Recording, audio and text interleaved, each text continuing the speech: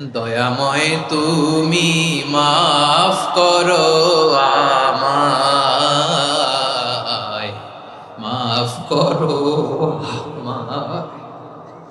গুনার ফিরিস্তিগুলো একটা একটা করে স্বীকার করে আল্লাহরে বলেন, আল্লাহ আমি পাপী, আল্লাহ আমার চেয়ে বড় পাপী এই দুনিয়াতে কেউ নাই, আকাশের নিচে জমিনের উপরে আমার চেয়ে বড় পাপী কেউ নাই। একটা একটা করে আল্লাহ স্বীকার করি আমি পাপী, সব পাপের স্বীকৃতি দিলাম। পৃথিবী না জানুক আমি তো জানি, আমি কি পাপ করেছি হায়, আমার পাপের করলে বিচার, বাঁচার আমার নাই উপায়। দয়াময় তুমি মাফ করো আমায়, মাফ করো আমায়। আল্লাহ তাআলা যদি দয়া করে আমাদেরকে মাফ না করে, আমাদের বাঁচার কোনো উপায় নাই। আপনি কি ভেবেছেন আপনার নামাজ দিয়ে আপনি জান্নাতে যাবেন?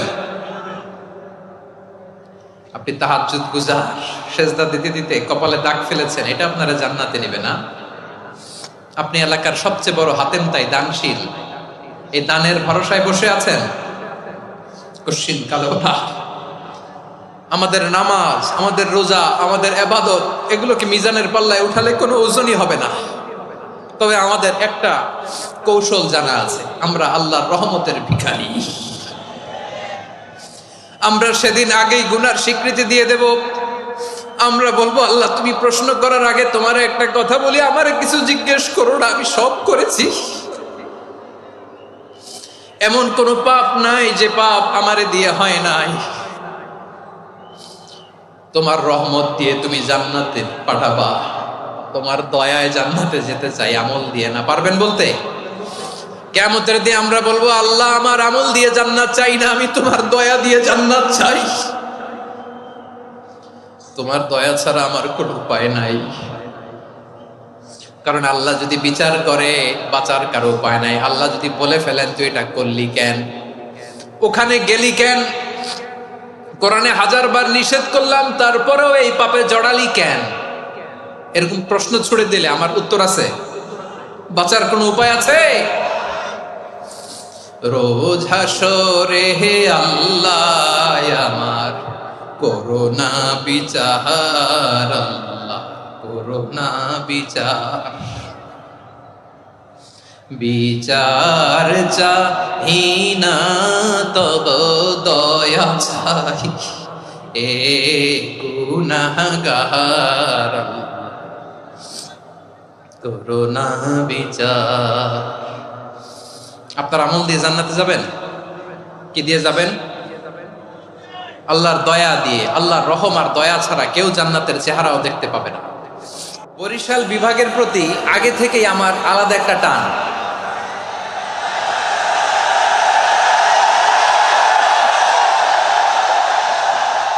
আলহামদুলিল্লাহ, আলহামদুলিল্লাহ, মাশাআল্লাহ। এই গণজোয়ারকে আল্লাহ তাআলা ইসলামের পক্ষে কবুল করে নিন। এই প্রাণ ঢালা উচ্ছ্বাস, ভালোবাসা, এটা কোরআনের জন্য, ইসলামের জন্য, ঠিক কিনা বলেন? কোন অপশক্তি এই গণজোয়ারকে ঠেকাতে পারবে না। কারণ যে ভালোবাসা আল্লাহর জন্য হয় সেটাকে ঠেকানো যায় না, ঠিক কিনা বলেন? আমার প্রাণ প্রিয় পটুয়াখালীবাসী ভাইরা, শ্রোতা যাদেরকে দেখতে পাচ্ছি বেশিরভাগের বয়স 15 থেকে 25। জেনজি, যেখানেই যাই জেনজি আমারে ছাড়ে না। মাশাআল্লাহ, এরাই আগামীর বাংলাদেশ, এরাই বাংলাদেশ। এদের হাতে নিরাপদ আমার লাল সবুজের পতাকা, এদের হাতে নিরাপদ আমার 56,000 বর্গ মাইলের প্রতিটি ইঞ্চি মাটি। এজন্য তোমাদেরকে সাবধান থাকতে হবে, সজাগ থাকতে হবে, দেশের জন্য, এদেশের সার্বভৌমত্বের জন্য, ঠিক কিনা বলেন? আমার প্রিয় ভাইরা, আপনারা এখন যেমনি নিশ্চুপ, নীরব, very quiet and calm, discipline, I like it, I love it, শেষ পর্যন্ত আপনারা এরকম নিশ্চুপ, নীরব, নিস্তব্ধ, নিঝুম থাকবেন তো আপনারা? মাশাআল্লাহ। আমি খুব লম্বা চূড়া সময় নেব না। সম্মানিত ভাইয়েরা, আসুন আমরা মূল আলোচনার দিকে চলে যাই। আজকে আমরা যে টপিকটা নিয়ে আলোচনা করব সেটা হচ্ছে, আমরা যে জীবনে বিপদে পড়ি, আমরা বিপদে পড়লে আমাদেরকে উদ্ধার করে কে? আল্লাহ ছাড়া আমাদের বাঁচানোর কেউ আছে? উদ্ধার করার কেউ আছে? রক্ষা করার কেউ আছে? এজন্য বিপদে পড়লে আমরা চাইবো কার কাছে? আমাদের যাই দরকার হোক আমরা ফরিয়াদ করব কার কাছে? নাকি মাজারে যেয়ে চাবেন? মাজারে যেয়ে চাবেন? অনেকে তো মাজারে যেয়ে কপাল ঘষে, আছে না নাই? মাজারে যেয়ে সন্তান চায়, আছে? এই এলাকায় নাই, এই এলাকার লোকদের আকীদা খালেস আমি জানি। মাজারে যেয়ে কপাল ঘষে আর সন্তান চায়। আচ্ছা, মাজারে গেলে সন্তান পাওয়া যায়? আচ্ছা, মাজারে না গেলে যদি বাচ্চা না হতো, গরু ছাগলের যে বাচ্চা হয় ওরা কোন মাজারে মানত করে বলেন? কথা কি বুঝতেছেন? এই যে প্রতি বছর গরু, ছাগল, ভেড়া এগুলো যে বাচ্চা দেয়, এরা কোন মাজারে যে মানত করে? এজন্য চাইতে হবে একজনের কাছে, তিনি কে?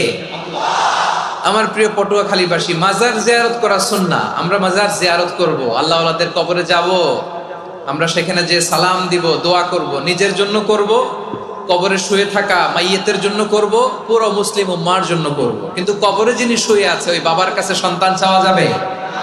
চাকরি চাওয়া যাবে? সফলতা চাওয়া যাবে? সফলতা দেয় কে?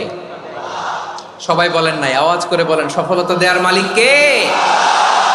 এক কথাই রব্বুল আলামিন বলেন, ওয়া ইয়ামসাসকাল্লাহু বিদুররিন ফালা কাশিফা লাহু ইল্লা হু ওয়া ইয়ুরিদকা বিখাইরিন ফালা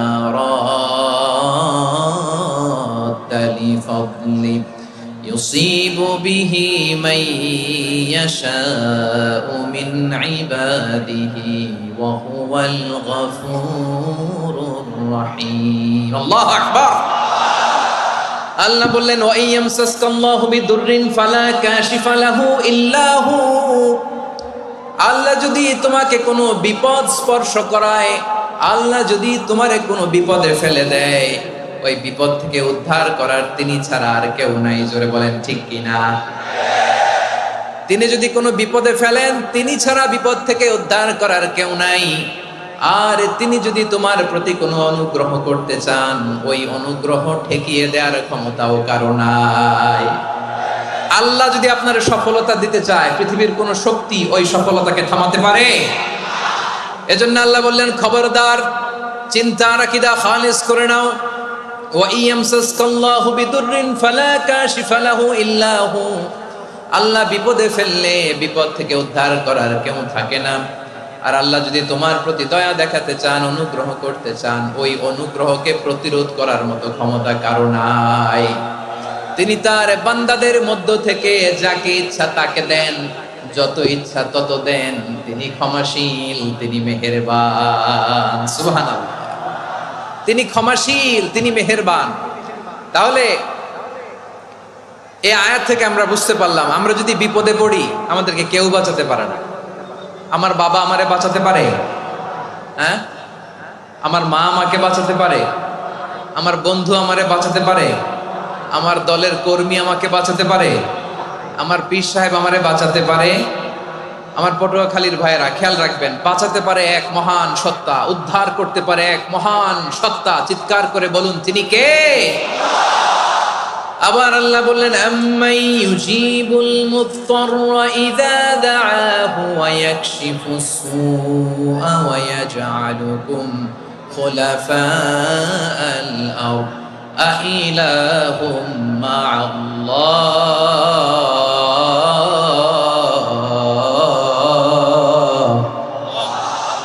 ক্বালিলাম মা তাযাক্কারুন। রব্বুল আলামিন বলেন, বিপদে পড়ে কাতর কণ্ঠে চিন্তাগ্রস্ত হয়ে যখন কেউ ফরিয়াদি হয়ে আল্লাহর ডাকে হাত তোলে, তখন এই ব্যক্তির ডাকে সাড়া দেয় কে? বিপন্ন অবস্থায় আপনি যখন কেঁদে কেঁদে হাত তুলে আপনার দুঃখের কথা জানান, আপনি যখন ডাকেন তারে, তখন আপনার ডাকে সাড়া দেয় কে? আল্লাহ বলে, আমি সাড়া দেই। তোমাদের বিপদকে মুক্ত করে দেয় কে? ওই আল্লাহর সাথে কোনো উপাস্য আছে নাকি? কিন্তু খুব অল্প সংখ্যক লোকই তোমরা উপদেশ গ্রহণ করো। কথাটা কার? তাহলে বিপন্ন মানবতা যখন কাঁদে, মানুষ যখন বিপদে পড়ে নিরুপায় হয়ে ফরিয়াদ করে, তার ডাক শোনার কেউ নাই একজন ছাড়া। চিল্লায় বলেন তো তিনি কে? এজন্য আমরা ফরিয়াদের হাত কার দিকে তুলবো? প্রিয় পটুয়াখালী বলেন, ফরিয়াদের দুটো হাত আমরা কার দিকে তুলবো? এবং খেয়াল রাখতে হবে, মাথার সাথে সেট করে নিতে হবে, আল্লাহ ছাড়া আমাকে উদ্ধার করার কেউ নাই। এই পৃথিবীতে কেউ আপন না। প্রিয় ভাইরা, বিপদে বললে বোঝা যায় কেউ আপন না। আপন শুধু একজন মহান সত্তা, তিনি কে? এটা কি আপনারা খেয়াল রাখতে পারবেন? হ্যাঁ, বিপদে আপদে কেউ আমাদের বাঁচাতে পারে না, তরাতে পারে না, মুক্তি দিতে পারে না, উদ্ধার করতে পারে না, একমাত্র আমার প্রভু ছাড়া, আল্লাহ ছাড়া। চিল্লায় বলেন ঠিক কিনা? এবং প্রিয় পটুয়াখালীর ভাইয়েরা, মাথার সাথে এটা সেট করে নিতে হবে যে আমাদের পুরো জীবনটাই পরীক্ষা। পুরো জীবনটাই কি? The life is a test. পুরো জীবনটাই পরীক্ষা। এই জীবনে বিপদ আসবে, আপদ আসবে, পরীক্ষা আসবে, সবার জীবনে এটা থাকে। এক একজনের পরীক্ষা এক এক রকম। আমার পরীক্ষা একরকম, মাসুদ ভাইয়ের পরীক্ষা একরকম, চৌধুরী সাহেবের পরীক্ষা একরকম, আপনার পরীক্ষা একরকম, ওনার পরীক্ষা আবার আরেক রকম। সবাই পরীক্ষা দিচ্ছি, কিন্তু কারো পরীক্ষা প্রশ্নের সাথে কারোটার মিল নাই। সুবহানাল্লাহ পড়বেন না? পুরোটাই পরীক্ষা ক্ষেত্র, সবাই পরীক্ষার্থী, কিন্তু প্রশ্নপত্র একটার সাথে আরেকটা মিলে না। One doesn't match the other. একজনেরটার সাথে আরেকজনেরটা মিলে না। কাউকে আল্লাহ তাআলা ধনী বানিয়ে পরীক্ষা করেন। কি বানিয়ে? কথা কি বুঝতেছেন নাকি কষ্ট হচ্ছে? কষ্ট হচ্ছে আপনাদের? কাউকে আল্লাহ ধনী বানিয়ে পরীক্ষা করেন, আবার কাউকে আল্লাহ তাআলা গরিব বানিয়ে পরীক্ষা করেন, কাউকে আল্লাহ অসুস্থ বানিয়ে পরীক্ষা করেন। কেউ দেখবেন যে দুরারোগ্য ব্যাধিতে আক্রান্ত, ডাক্তার বলেছে আর সময় নাই, দুরারোগ্য ব্যাধি, ক্যান্সার, যার নেই কোনো অ্যান্সার, তার জন্য পরীক্ষা হচ্ছে এই রোগ। আরেক লোক দেখবেন তার আবার রোগ বালাই নাই, মাশাআল্লাহ, তাকে আল্লাহ তাআলা আর্থিক দৈন্যতা, দারিদ্রতা দিয়ে পরীক্ষা করছেন। দিন আনে দিন খায়, যা আছে তাতে চলে না, এটা তার জন্য পরীক্ষা। আবার আরেক শ্রেণীর লোক দেখবেন তাকে আল্লাহ অসুস্থতাও দেয় নাই, দারিদ্রতাও দেয় নাই, তার দাম্পত্য জীবনের সমস্যা আছে না নাই? স্ত্রী কথা শোনে না, অথবা ছেলে মেয়ে কথা শোনে না। তাহলে পরীক্ষা সবার জীবনে আছে, এক একজনের পরীক্ষাটা এক এক রকম। আল্লাহ তাআলা দেখতে চায় যে এই পরীক্ষার সময় আমরা কিরকম রেসপন্স করি, how to deal with the test. কিভাবে এই বিপদ আপদ পরীক্ষাগুলোকে আমরা হ্যান্ডেল করব, ডিল করব, এটা হচ্ছে আজকের আলোচনার বিষয়। বুঝতে পেরেছেন সবাই আমার প্রিয় ভাইয়েরা? তাহলে পরীক্ষাময় আমাদের জীবন, বিপদ আপদ পরীক্ষা, এটা মানুষের পিছু ছাড়ে না। সবার জীবনে পরীক্ষা আছে। নবীদের জীবনেও পরীক্ষা ছিল। সাহাবারা জিজ্ঞেস করেছেন, ইয়া রাসূলুল্লাহ, আইয়ুন নাসি আশাদ্দু বালাআন ফিদ দুনিয়া, এই দুনিয়ার বুকে কাদের পরীক্ষা সবচেয়ে বেশি? বিশ্বনবী বলেছেন, আল আম্বিয়া। এই পৃথিবীতে সবচেয়ে বেশি পরীক্ষা আল্লাহ তাআলা নিয়ে থাকেন নবীদের। কাদের? নবীদের। সুম্মাল আমসাল ফাল আমসাল, এরপরে নবীদের পরের স্তরে যারা, তাদের পরীক্ষা। এরপরে তাদের পরের স্তরে যারা, তাদের পরীক্ষা। সিদ্দিকিনদের, শুহাদাদের, সালেহিনদের, আল্লাহওয়ালাদের। যার ঈমান যত মজবুত, তার জীবনে পরীক্ষাও তত বেশি। চিল্লায় বলেন ঠিক কিনা? তাহলে মুমিনরা, বিশ্বাসীরা, আমরা কি পরীক্ষা বিপদ আপদে ভয় পাই? হ্যাঁ, বিপদ দেখলে ভয় লাগে আপনাদের? ভয় লাগে? হ্যাঁ, না, মুমিনরা বিপদে ভয় পায় না, তারা হতাশ হয় না, সুবহানাল্লাহ, তারা নিরাশ হয় না। বিশ্বাসীরা হাল ছেড়ে দেয় না, তারা ভরসা রাখে একজনের উপর। চিল্লায় বলতে হবে তিনি কে? কারণ মুমিন জানে the grief isn't permanent, the test isn't permanent, the struggle in our life isn't permanent. আমাদের জীবনের দুঃখ, কষ্ট, স্ট্রাগল, এগুলো পার্মানেন্ট নয়। After every difficulties there is an ease. সব কষ্টের পরেই একটা সুখ আছে না নাই? রব্বুল আলামিন বলেন, ফা ইন্না মাআল উসরি ইউসরা, ইন্না মাআল উসরি ইউসরা, ভয় পেও না, চিন্তা করো না, কষ্টের সাথেই আমি রেখে দিয়েছি স্বস্তি। সুবহানাল্লাহ বলেন। মুমিন জীবনে বিপদ যত বেশি, কষ্ট যত বেশি, তার সামনে সফলতা তার চেয়েও বেশি। ঠিক কিনা বলেন? কারণ বিশ্বাসীরা জানে রাত্রি যত গভীর হয় সুবহে সাদিকের সময় তত আগাতে থাকে। গর্ভবতী নারীর পেটের ব্যথা যত বাড়তে থাকে, ঘরে নতুন মেহমান আগমনের সময় ঘনাতে থাকে। মুমিনদের উপর বিপদ, অত্যাচার, আপদ, পরীক্ষা যত বাড়তে থাকে, কালিমার পতাকা উড্ডয়নের সময় কাছে আসতে থাকে। বিশ্বাসীদের এগুলো হিসাব মিলানো অনেক আগে, এগুলো অনেক আগে হিসাব মিলানো। দুঃখের আধার শেষে সুখের আলো মিটি মিটি হাসে, চিল্লায় বলেন ঠিক কিনা? দুঃখের আধার শেষে আলোর প্রভাত হাসে, হতাশার কালো মেঘে যায় গো ভেসে, হতাশার কালো মেঘে যায় গো ভেসে। দুঃখের আধার শেষে আলোর প্রভাত হাসে, হতাশার কালো মেঘে যাই গো ভেসে, হতাশার কালো মেঘে যাই গো ভেসে। কোরআনের পাতায় পাতায় দেখো ইমানের পথ ঢাকা ব্যথার কাটায়। কোরআনের পাতায় পাতায় দেখো ইমানের পথ ঢাকা ব্যথার কাটায়। ভেঙে পড়ো না কভু হতাশ হয়ে, ভেঙে পড়ো না কভু হতাশ হয়ে, জ্বলে পুড়ে খাঁটি সোনা হও গো শেষে, জ্বলে পুড়ে খাঁটি সোনা হও গো শেষে। দুঃখের আধার শেষে আলোর প্রভাত হাসে, হতাশার কালো মেঘে যাই গো ভেসে, হতাশার কালো মেঘে যাই গো ভেসে। ঠিক কিনা বলেন? দুঃখ যত বেশি, পরীক্ষা যত বেশি, কষ্ট যত বেশি, সুখের সময় তত কাছাকাছি, চিল্লায় বলতে হবে ঠিক কিনা? এজন্য মুমিন জীবনে পরীক্ষা বেশি, মুমিনদের হতাশা নাই। মুমিনরা নিরাশ হয় না, হতাশ হয় কাফিররা। মুমিনরা কখনো হাল ছেড়ে দেয় না, মুমিনরা ভরসা রাখে একজনের উপর, তিনি কে? তাহলে আমার প্রিয় পটুয়াখালীবাসী, বিপদ থাকবে, পরীক্ষা থাকবে, এই বিপদ থেকে আমাদেরকে উদ্ধার করবেন একজন, তিনি কে? আমরা শুধু আল্লাহর উপরই ভরসা রাখবো। রাজি আছেন তো? চাইবো একজন সত্তার কাছে, আওয়াজ করে বলুন তিনি কে? একজন সত্তার কাছে চাইবে। বিশ্বনবী উনার চাচাতো ভাই আব্দুল্লাহ ইবনে আব্বাস রাদিয়াল্লাহু তাআলা আনহুকে বললেন, ইয়া আব্দুল্লাহ ইবনে আব্বাস, হে আব্দুল্লাহ ইবনে আব্বাস, ইযা সাআলতা ফাসআলিল্লাহ, ও আব্দুল্লাহ যখন চাইবা আল্লাহর কাছে চাও। ওয়া ইযা ইসতাআনতা ফাসতাইন বিল্লাহ, যখন সাহায্য চাইবা আল্লাহর কাছে ফরিয়াদ করো। জেনে রেখো ও আব্দুল্লাহ, ওয়া'লাম আন্নাল উম্মাতা লাউ ইজতামাআত আলা আন ইয়ানফাউকা বিশাইইন লাম ইয়ানফাউকা ইল্লা বিশাইইন ক্বাদ কাতাবাহু আল্লাহু লাক। ও আব্দুল্লাহ জেনে রেখো, মনে রেখো, গোটা বিশ্বের সবাই মিলে যদি তোমার উপকার করতে চায় ততটুকুই তারা করতে পারবে যতটুকু আল্লাহ তোমার নসিবে সেটা লিখে রেখেছে। ঠিক কিনা বলেন? আর যদি গোটা বিশ্বের সবাই মিলে তোমার বিরুদ্ধে কনস্পাইরেসি করে, ষড়যন্ত্র করে, গোটা বিশ্বের সবাই মিলেও যদি তোমার ক্ষতি করতে চায় ততটুকুই শুধু পারবে যেটা আল্লাহ তোমার জন্য বরাদ্দ রেখেছে।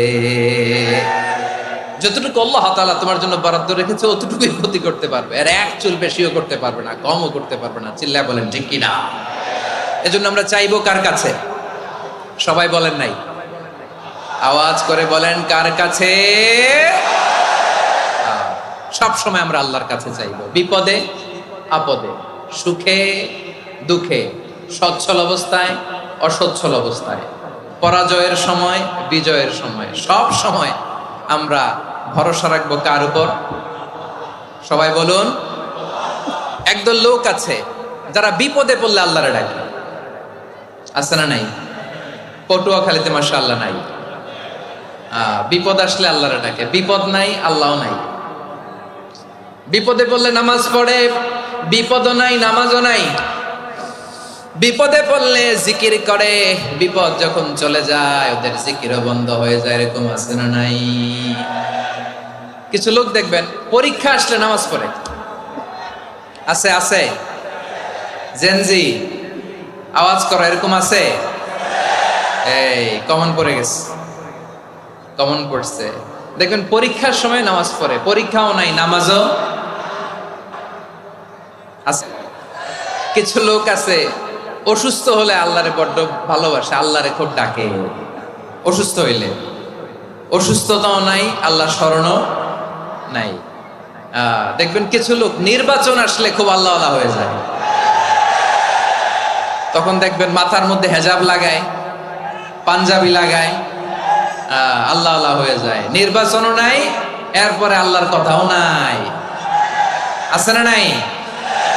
না, এরকম হওয়া যাবে না। সব সময় আমরা আল্লাহরে ডাকবো, বিপদে আপদে সব সময় ভরসা রাখবো আমরা একজনের উপর। আওয়াজ করে বলেন, তিনি কে? এ কথায় আল্লাহ তাআলা আমাদের চোখে আঙ্গুল দিয়ে জানিয়ে দিলেন, ফাইদা রাকিবু ফিল ফুলকি দা'আবুল্লাহা মুখলিসিনা লাহুদ্দিন ফালাম্মা নাজ্জাহুম ইলাল বাররি ইযা হুম ইউশরিকুন। আল্লাহ বলে, একদল লোক আছে, তারা যখন নৌযানে চড়ে, জলযানে চড়ে, সাগরের মধ্যে যখন জাহাজে চড়ে, লঞ্চে চড়ে, তারা যখন তুফানের সম্মুখীন হয়, তখন তারা আল্লাহরে বড্ড বেশি ডাকে, একান্ত ভাবে ডাকে, বিশুদ্ধ চিত্তে ডাকে। আবার তুফান থেকে তাদেরকে সেফ জোনে নিয়ে, নিরাপদ জোনে নিয়ে যখন বন্দরে আমি আল্লাহ তাদেরকে ভিড়িয়ে দেই, ওই লোকগুলো আবার আমি আল্লাহর সাথে শিরিক করে। এরকম আছে না নাই? জাহাজে উঠছে, সাগরের মাঝখানে তুফান, ওই সময় দেখবেন আল্লাহ কারে কয়। এই কথা তো আপনাদেরকে বোঝানো সহজ, আপনারা তো নদীর দেশের মানুষ। লঞ্চে চড়েন নাই কারা কারা? দেখি, লঞ্চে চড়ছেন? হ্যাঁ, লঞ্চে চড়ে নাই এরকম একজনও নাই এখানে। আচ্ছা, লঞ্চে উঠছেন কে কে? দেখি। মাশাআল্লাহ, মাশাআল্লাহ, মাশাআল্লাহ। ঠিক আছে, আপনাদের বোঝানো সহজ। আচ্ছা, লঞ্চে উঠে তুফানের সম্মুখীন হয়েছেন, জলোচ্ছ্বাস সবাই? মাশাআল্লাহ। তো এই ওয়াজ তো আপনাদের মুখস্থ, ঠিক কিনা বলেন? আমার বলার দরকার নাই, বলেন। মাঝ নদী, তুফান, জলোচ্ছ্বাস, জলের মধ্যে উচ্ছ্বাস, ঢেউ, টর্নেডো, সাইক্লোন, মেঘের ঘনঘটা, পরিবেশ ঘুটঘুটে অন্ধকার, লঞ্চ একবার এদিকে আরেকবার ওইদিকে, ভিতরে কি অবস্থা হয় বলেন তো? হ্যাঁ, তখন মুসলিমও আল্লাহর ডাকে, হিন্দু আল্লাহর ডাকে, ঠিক কিনা বলেন? আস্তিক আল্লাহর ডাকে, নাস্তিক আল্লাহর ডাকে, ঠিক কিনা? লঞ্চের ভেতর, স্টিমারের ভেতর কান্নারে রোল পড়ে যায়, চিৎকারের রোল পড়ে যায়, সবার মুখ দিয়ে শুধু একটা আওয়াজ, লা ইলাহা ইল্লাল্লাহ, লা ইলাহা, লা ইলাহা, সুবহানাল্লাহ, আলহামদুলিল্লাহ, লা ইলাহা। আল্লাহ নামের জিকির করবে যারা, আল্লাহর কাছে প্রিয় তারা, আল্লাহর কাছে প্রিয় যারা, জান্নাতে প্রবেশ করবে তারা, জোরে লা ইলাহা,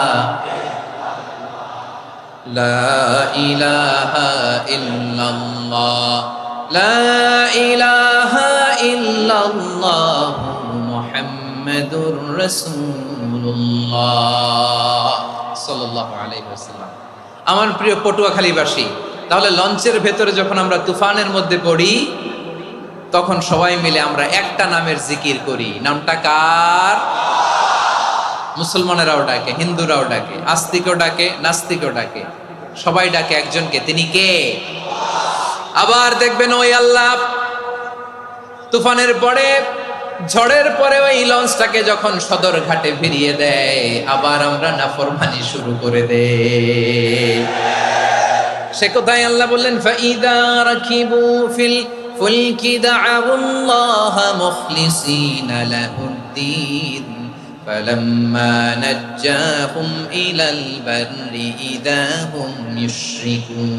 সাগরে যখন তুফানে পড়ে আমি আল্লাহর ডাকে, আবার আমি আল্লাহ যখন বাঁচিয়ে দেই, আবার আমি আল্লাহর সাথে শিরিক শুরু করে। আমরা কি এরকম হতে চাই নাকি? এরকম করবেন? হ্যাঁ না, আমরা তুফানে পড়লেও আল্লাহরে ডাকি, আবার বাঁচায় দেওয়ার পরেও ডাকি কারে? আল্লাহকেই ডাকি। বিমানের মধ্যে মাঝে মাঝে দেখবেন যে এয়ার টার্বুলেন্স হয়, জানেন? এয়ার টার্বুলেন্স জানেন তো? মাঝে মাঝে বিমানটা বাউন্সিং করে, বাম্পি, ভেরি বাম্পি ওয়েদার। শোনেন নাই? 40,000 ফিট উপরে যখন থাকে তখন পাইলট মাঝে মাঝে বলে, dear passengers, ladies and gentleman, right now we are flying 40,000 feet above the ground and we are passing very air turbulence, very heavy air turbulence right now. Please fasten your seat belt. দেখবেন মাঝে মাঝে বলে যে, ভদ্র মহিলা, ভদ্র মহোদয়গণ, আমরা 40,000 ফিট উপর দিয়ে যাচ্ছি আর এয়ার টার্বুলেন্স ফেস করছি, মেহেরবানি করে আল্লাহর হস্তে সিট বেল্ট বাঁধুন। তখন বিমানটা এরকম বাউন্সিং করে, শেকিং করে। আপনারা মুখোমুখি হয়েছেন? ইদানিং এই এয়ার টার্বুলেন্স বেড়ে গিয়েছে। গত বছর আমার ইন্টারন্যাশনাল অনেকগুলো ফ্লাইট ছিল, তো আমি দেখলাম যে আগের ফ্লাইটগুলোর তুলনায় এখন এয়ার টার্বুলেন্স খুব বেশি। আমি একটু রিসার্চ করে দেখলাম, ক্লাইমেট চেঞ্জের কারণে, জলবায়ু পরিবর্তনের কারণে আকাশের বাতাসের মুভমেন্টে পরিবর্তন হয়েছে, ফলে এখন বিমান শেকিং করে বেশি, বাউন্সিং, বাম্পি ওয়েদার। তো বলেন তো, 40,000 ফিট উপরে যখন আপনি, কয় হাজার ফিট? সবাই বলুন, কয় হাজার ফিট? 40,000 ফিট উপরে যখন আপনি, তখন যখন বিমানটা এরকম বাউন্সিং করে, সবাই যখন ভমিটিং করে বিমান নষ্ট করে দেয়, বমি করে, তখন বাঁচানোর কে আছে আল্লাহ ছাড়া? কেউ আছে? ওই মুহূর্তেও সবাই মিলে একজনের ডাকে আওয়াজ করে বলেন, তিনি কে? মাঝে মাঝে কিছু সোশ্যাল মিডিয়ায় কিছু ভিডিও পাওয়া যায় যে হেভি যখন এয়ার টার্বুলেন্স হয়, 10 সেকেন্ড 15 সেকেন্ডের কিছু ভিডিও পাওয়া যায়, বিমানটা এরকম বাউন্সিং করছে, বাম্পি ওয়েদার, কাঁপছে, মানুষগুলো বমি করছে, অক্সিজেন মাসগুলো সব ঝুলে পড়েছে, বিমানটা শুধু কাঁপছে। তখন দেখবেন বিমানের ভেতরেও এরকম লঞ্চের মতো চিৎকার আছে না নাই?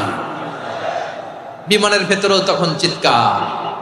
গত বছর হিথ্রো এয়ারপোর্ট থেকে সিঙ্গাপুর এয়ারলাইন্সের একটা ফ্লাইট, হিথ্রো টু চাঙ্গি, একটা ফ্লাইটে এমন বেশি এয়ার টার্বুলেন্সের শিকার হয়েছিল ওই এয়ারক্রাফটটা, 33 জন যাত্রী সেখানে আহত হয়েছে, একজন যাত্রী নিহত হয়েছে।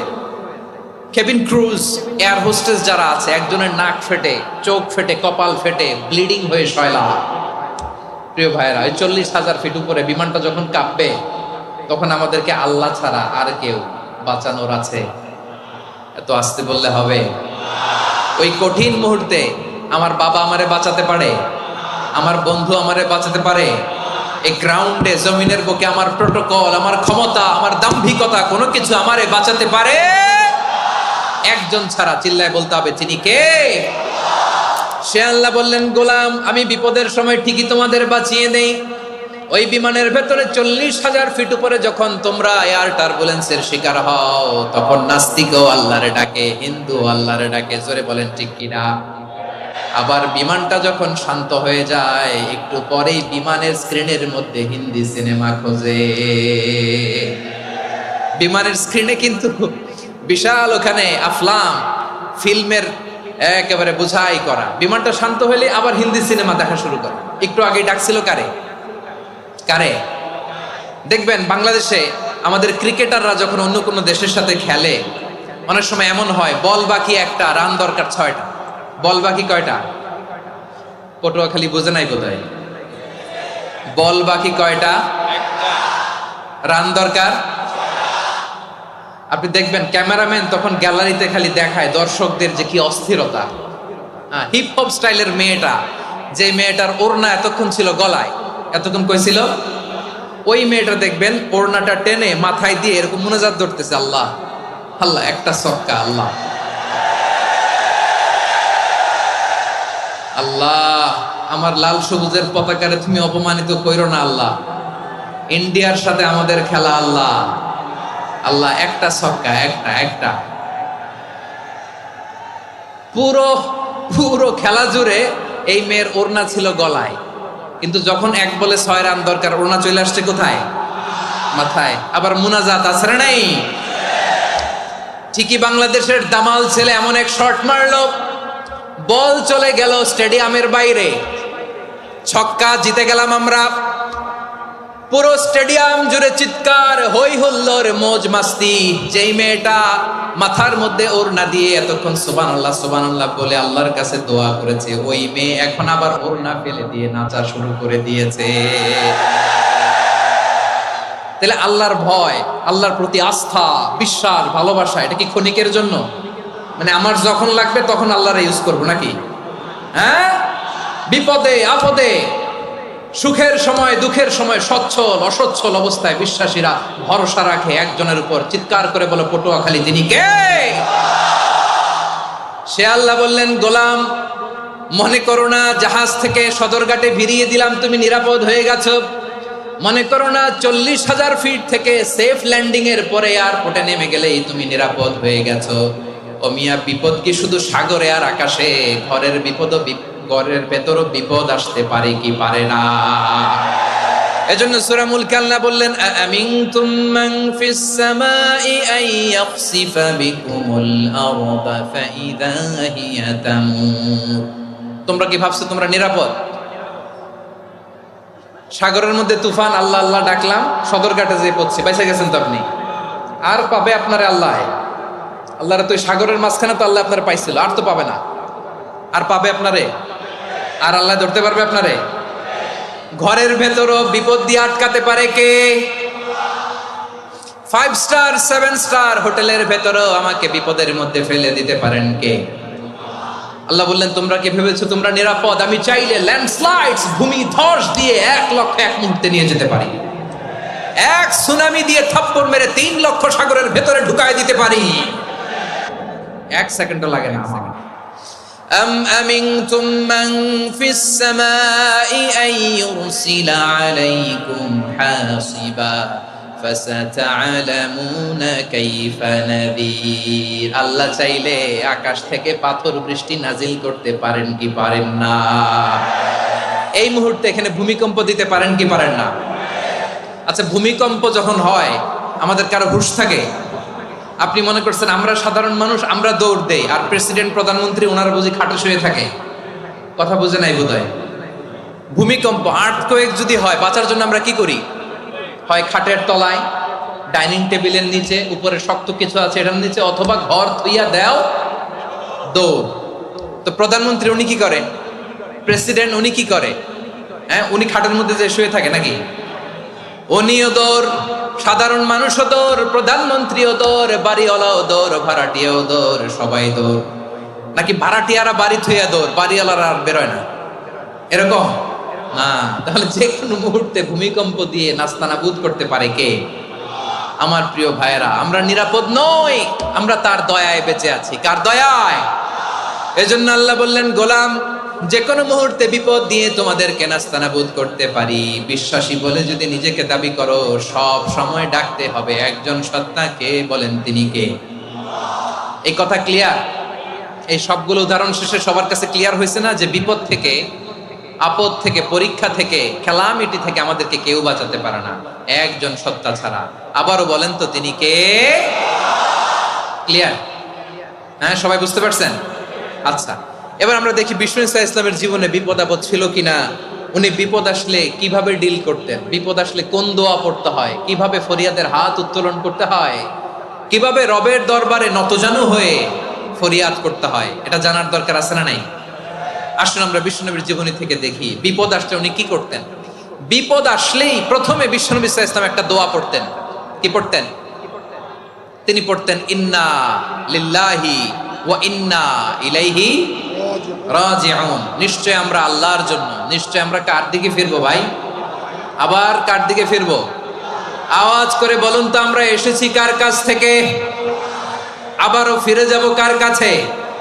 এজন্য বিষ্ণুই পড়ছেন, ইন্না লিল্লাহি ওয়া ইন্না ইলাইহি রাজিউন। নিশ্চয় আল্লাহর জন্য, ওই আল্লাহর দিকেই আমরা ফিরে যাব।